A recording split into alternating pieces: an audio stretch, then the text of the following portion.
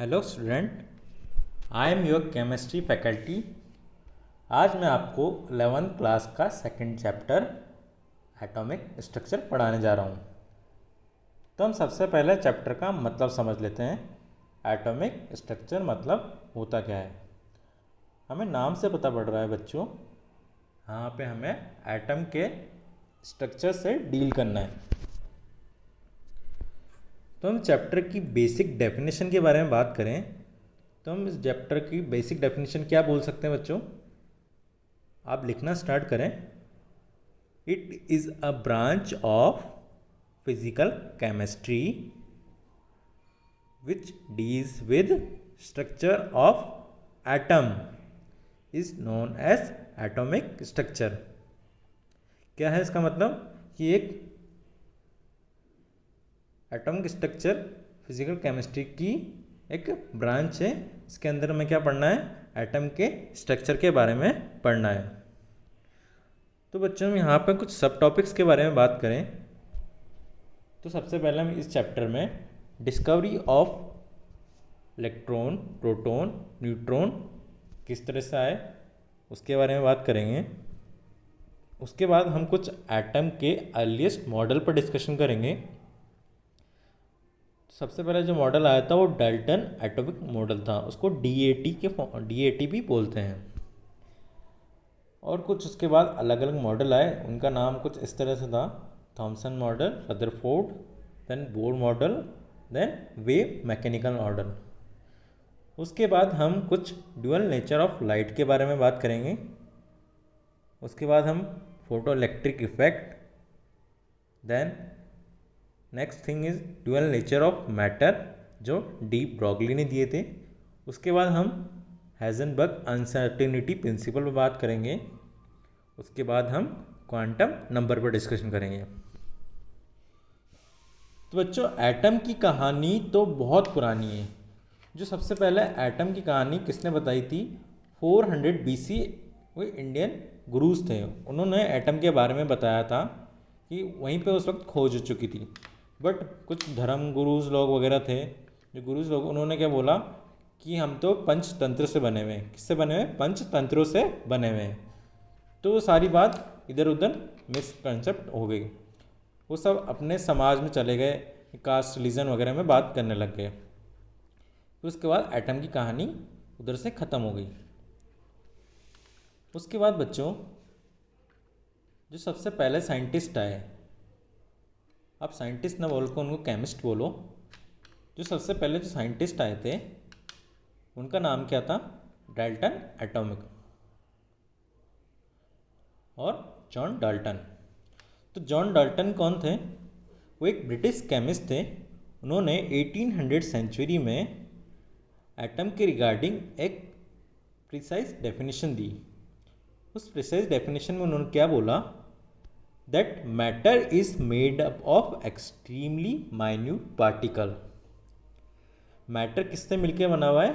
Small small minute particles से मिलके बना हुआ है। और उन्हीं माइन्यूट पार्टिकल्स को क्या नाम दिया गया? एटम नाम दिया। ठीक है बच्चों, और उन्हीं की थ्योरी उन्हीं के नाम से जानी जाती है, डाल्टन एटॉमिक थ्योरी। उसके बाद बच्चों उन्होंने कुछ पॉस्टुलेट्स भी दिए थे। तो उनका सबसे पहला पॉस्टुलेट्स क्या था? The smallest fundamental particle in universe is atom. उनका कहने का मतलब था भाई यूनिवर्स का सबसे छोटा और माइन्यूट पार्टिकल क्या है? एटम है। क्या है बच्चों? ध्यान देना, यहाँ पर एटम को नाम दिया था उन्होंने सबसे माइन्यूट पार्टिकल का। बट हमें पता है ये गलत है। क्यों? सेकेंड स्टेटमेंट पढ़ो बच्चों, atom can not be further सब डिवाइडेड। एटम को फर्दर सब डिवाइड नहीं कर सकते, ये बात जॉन डाल्टन ने बोली। बट हमें पता है आज की तारीख में एटम को डिवाइड किया हुआ है। किस में? इलेक्ट्रॉन, प्रोटॉन एंड न्यूट्रॉन में। तो यहाँ पे ये उनका ड्रॉबैक हो गया था। ठीक है बच्चों, थर्ड स्टेटमेंट उन्होंने बोला the atom of different element differ from each other in their properties and masses. उनका कहने का मतलब था डिफरेंट एलिमेंट्स के एटम डिफरेंट प्रॉपर्टीज शो करते हैं। बट ये भी बात गलत प्रूफ हो गई। क्यों? क्योंकि आप देख सकते हो आज की तारीख में हमारे पास आइसोबार्स प्रेजेंट है। यहाँ पे आप देख सकते हो बच्चों, पोटेशियम और कैल्शियम, इनका क्या मास सेम है, तो ये उनका ड्रॉबैक हो गया था। ठीक है बच्चों।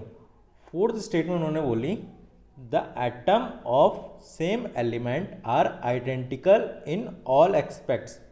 उनका कहने का मतलब था सेम एलिमेंट्स के एटम सेम प्रॉपर्टी शो करते हैं, मतलब फिजिकल और केमिकल जो प्रॉपर्टीज होती है वो सेम शो करेंगे। बट ये भी गलत प्रूफ हो गया। क्यों? क्योंकि आज की तारीख में हमारे पास आइसोटॉप्स प्रेजेंट है। आप देख सकते हो बच्चों, हाइड्रोजन के 3 आइसोटॉप्स होते हैं। तो यहाँ पे 3 आइसोटॉप्स अपन ने ले रखे हैं, प्रोटियम, डिटोरियम एंड ट्राइटियम। ठीक है बच्चों, इनका आप देख सकते हो एटॉमिक मास तो इनका अलग है बट एटॉमिक नंबर सेम है। फिफ्थ स्टेटमेंट उन्होंने बोली the atom of different element can combine in simple ratio to form compounds such as 1:1, 2:2 and so on.